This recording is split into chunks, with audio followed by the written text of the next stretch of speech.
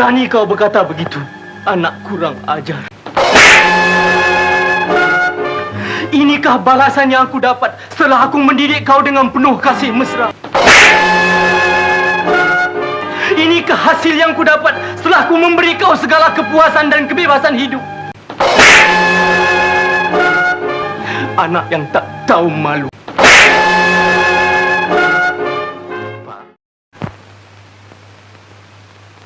Jikalau 10 tahun dahulu Bapak melakukan demikian, barangkali Sazely boleh jadi baik sekarang.